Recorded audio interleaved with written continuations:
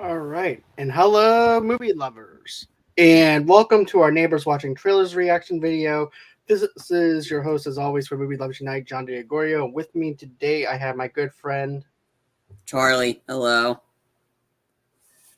oh, and today we are actually going to be reacting to Marvel's Eternals. So we saw the teaser trailer a couple of weeks back and everything. We weren't really sold on it or anything like that, so we don't know exactly what we're getting with this one, but I'm hoping it's better than what we got with the last one. So, with further ado, let's go on in and see what we have. Okay. Please don't be melodrama. Let's go. 5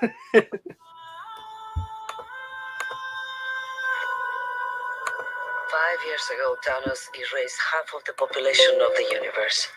But the people of this planet brought everyone back with a snap of a finger. The sudden return of the population provided the necessary energy for the emergence to begin.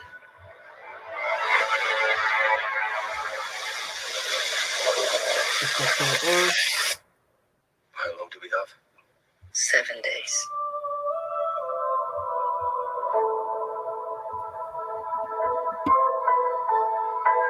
We're Eternals. We came here 7,000 years ago to protect humans from the deviants.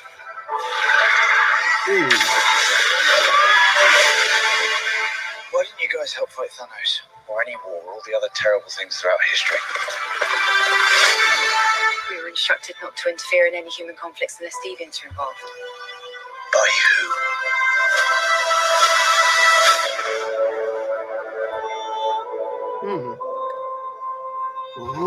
Okay. We need to find the others. I haven't seen some of them for centuries. Hello? This is what the end of the world looks like. At least we have front row seats. You know what's never saved the planet? Your sarcasm.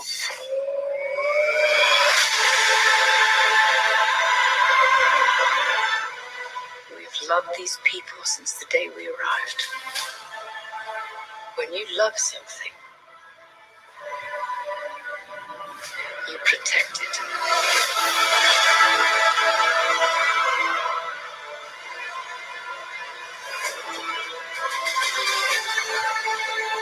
You can't protect.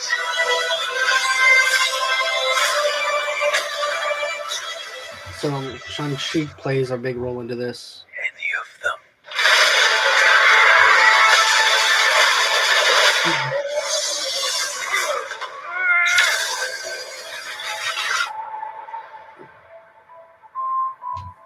I bet you've built the perfect safe house. But what's this even made of? Vibranium?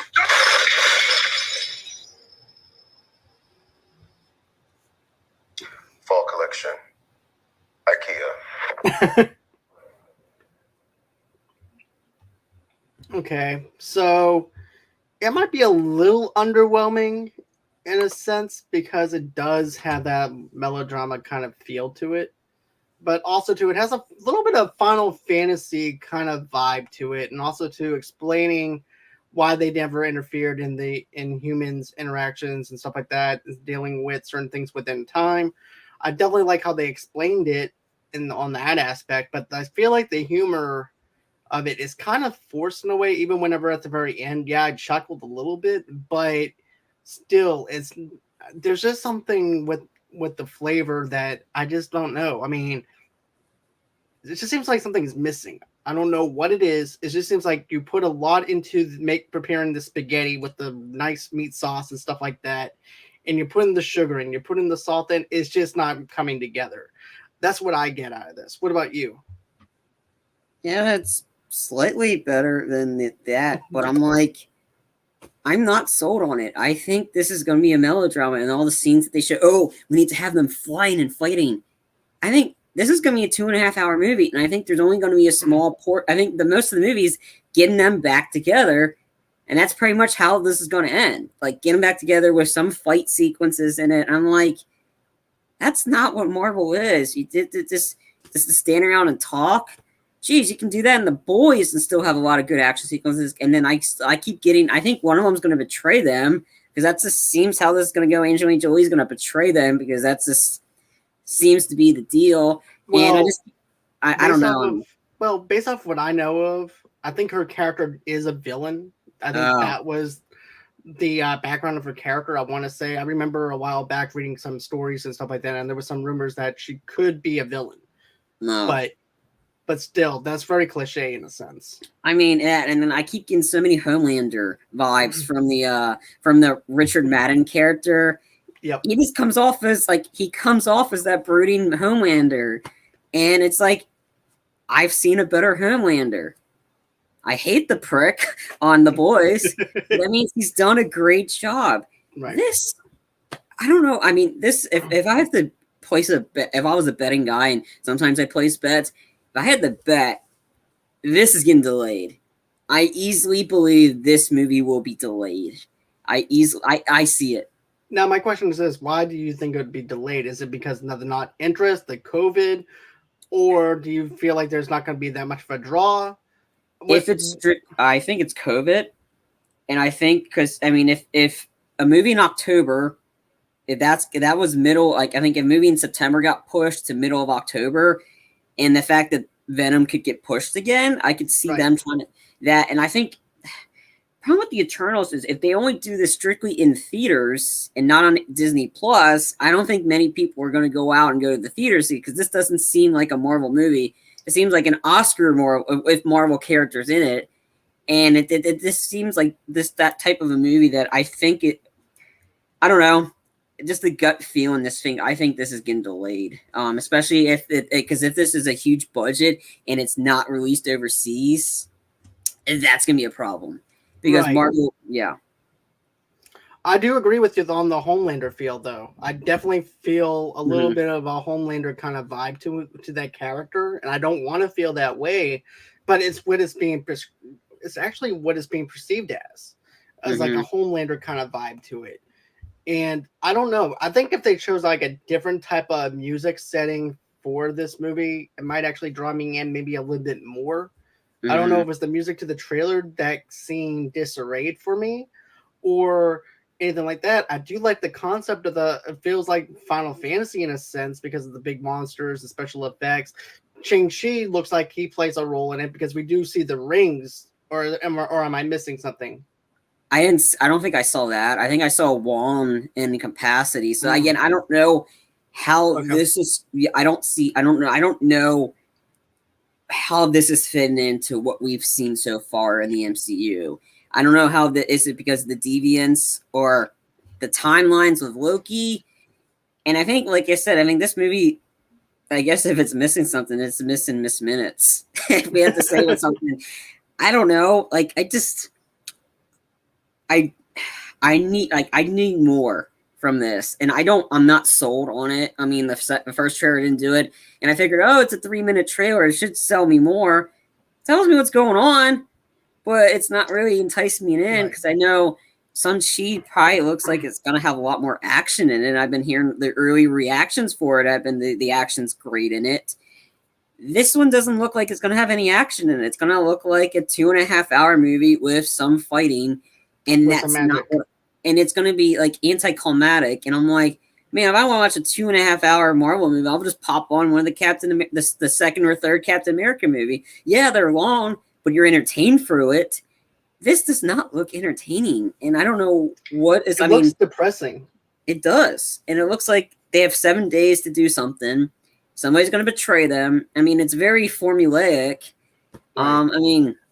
It's interesting that they got the director from that just won an Oscar to do this type of movie, and I think the budget's got to be through the roof for this movie. And I mean, maybe it's got to be at least 250 million, 150 to 250 at least, especially with the cast in it. I mean, if it's anything below 100, I'm shocked.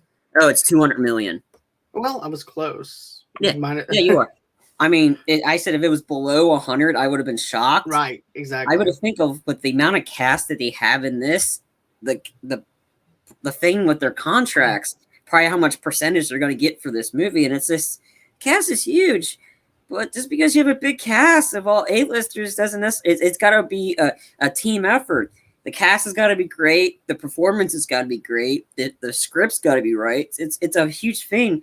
And for something like this, especially since we're not done with COVID, if they delay it, yay, but would it be too late? That's the problem they got to face, because if they delay it, all right, we're going to delay it to, let's just say, we'll delay it to February. That's not a good time because you're going against Doctor Strange. I would say January. January probably would be a better month. February, March, you got Doctor Strange. That's not a good time. And in May, absolutely not for that. Because if that goes up, it's coming up. If it goes up against Thor: Love and Thunder, Thor: Love and Thunder would easily do what Chris Hemsworth did to Thanos in Endgame. This movie will chop its head off easily. It's going to be not a contest because Thor: Love and Thunder is going to do is going to do well. This I don't know. I mean, I'm not rooting for the movie to suck or not. I'm hoping it's good. I'm hoping that we just have 2 bad trailers. I mean, I'm hoping it's good. Yeah, I agree. But I just, with everything going against it, there seems to be a lot of things going against it. High budget, 2 lackluster trailers. The tone of it doesn't seem typical Marvel, and it sounds like it's going to be a depressing movie, and that's not what I want in a Marvel movie. Same. Sure, that you can have sad aspects in it, but don't make the whole movie depressing. Don't become the DC universe. This just seems like it's going to be very drawn out and depressing, where the plot just don't really move anywhere. It just feels like it's just going to stand there in still time. But I do agree with you that maybe this has something to do with Loki and changing the timelines, since they don't actually interfere with anything until we see some recent changes into some type of timeline, probably. That's just me going off the cuff, but still. I mean, you might be on to something. I mean, I think the deviants and stuff, but it's just, I want to, again, it seems like it's going to be, it seems to be an outlier movie in a sense, because I don't know, the big question I have, all these stuff coming out, how is this relating to the current phase? That's the big question here. Like, Widow, related to it because it leads to the next TV series, and that's going to be a part of the bigger thing here. The shows so far have kind of leaned towards what is going on next. However, this one just seems out of place. It seems like an outlier. I mean, I'm hoping I'm wrong. I hope it's actually really good. But right now, it's not screaming, right. I'm not paying my money for this. I'm at a 2 right now, as far as this goes. And that's just to give fair criticism. I think I'm at a 1. I was not impressed with the first trailer. I kept saying in all of our Marvel stuff, like all the podcasts, this sounds like it's gonna be a melodrama. It's not. It's kind of proven my guess, because everything that we've seen so far in the trailer and stuff, I'm like, it's kind of like leaning towards that. I don't want it to be a melodrama because that's not what I want to watch Marvel for. If I want to watch melodrama, I'll watch an Oscar movie. Right. This is not what this is supposed to be. And I hope I'm wrong on this, but there's a lot that's been like what we've just seen. It's kind of proving my point, and I don't want to be right on this, but I think it's gonna end up being a 2.5 hour melodrama with some fighting, and that's not what I want. I'm not gonna be surprised if people walk out. I can see that. I mean, let me see if they have a runtime. Just to guess. Okay, let me just speculate and guess. 2 hours and 15 minutes. Let's see. But that's just the going rate for a Marvel film is probably about 2 hours. Unless it's like Endgame, which is 3, but still. They haven't announced it yet. They just have the release date November 5th, $200 million budget. Okay.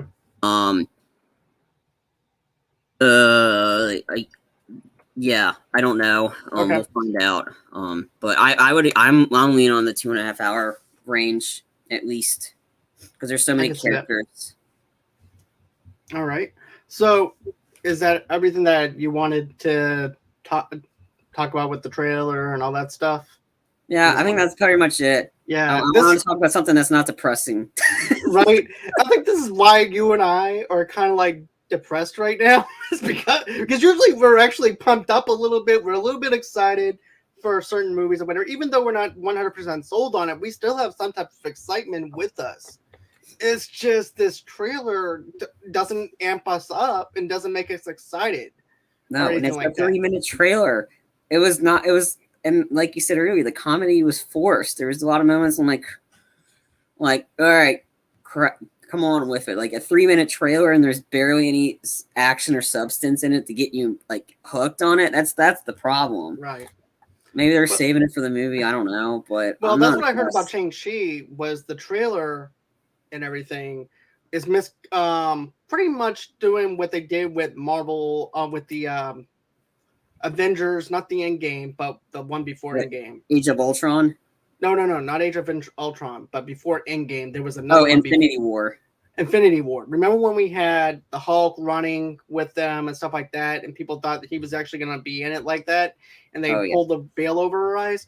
People said the same thing about Shang-Chi and everything, in a sense, where basically what we thought was what was in the trailer, and we misconceived on that. I think that we could actually be pulled in on this way, but I have to see more. I have to hear more from other people before I can actually give myself an excitement. Because right now I'm at a 2, which is bad. Yeah. Which is really for me. Yeah, and like what I've heard too about Shang-Chi, they said, yeah, it's great, but it's all the critics, and all of them say it's the best Marvel movie of all time. And I'm like, hold up, just pump the brakes, all right? That's a little too much excitement for this. I mean, I got to see it first because we need to hear the fans' reaction, because there's stuff critics liked that doesn't end up doing well at the box office. Case in point, what happened to Suicide Squad, which is very unfortunate. Right. So anyways, guys, with that being said, are you guys excited about the Eternals? Are you depressed like Charlie and I after we got done seeing it and we want to actually question our life's motives afterwards? Please go on ahead and go to BetterHelp for that. Anyways, go on ahead. If you want to donate, like it says on the screen here, go on ahead, go to GoFundMe.com/Movie Lovers Unite podcast and donate. Also, too, guys, we also teamed up with 2 Blur Girls for St. Jude's Hospital. All the funds go into St. Jude's and everything over to the children's hospitals. And we're selling Sensi's, and that's how we're actually getting the money towards St. Jude's Children's Hospital. Also, too, guys, if you want an audio-only podcast episode of our show on many things that we do here at Movie Lovers Unite, just go on ahead and get that where you guys get your podcast from. But go to Good Pods. Good Pods is better than Apple. It's better than that mess of our app. Go on ahead. Vote for us on Good Pods. Give us a 5-star rating. Vote for each episode and everything. It actually helps out with our ratings and stuff. So go on ahead. Tell us what you think about that. Also, too, don't forget to smash that like button. Don't forget to hit that subscribe button. Also, too, go on ahead. Check us out on Movie Lovers Unite and everything as always. And also, too, follow me on Movie Lovers Unit on Twitter. And also, too, go on ahead, if you're a sponsor and would like to sponsor us, go on ahead and email us at movieloversunite@gmail.com. And that's everywhere that you guys can follow us at and everything. Also, too, there's a little bell on the right-hand side that I want you guys to do. Click on that bell, because that's the only way that you'll get notifications to let you know that we are actually doing episodes and stuff like that, or when we're about to go live. So smash that bell on the right-hand side of the screen, and you'll be able to know when we're going live. Always, until next time, guys, it's been fun. It's been real. I can't wait to do this again. And thank you, Charlie, as always, for being my co-pilot. I do appreciate that. And always, until next time, bye-bye.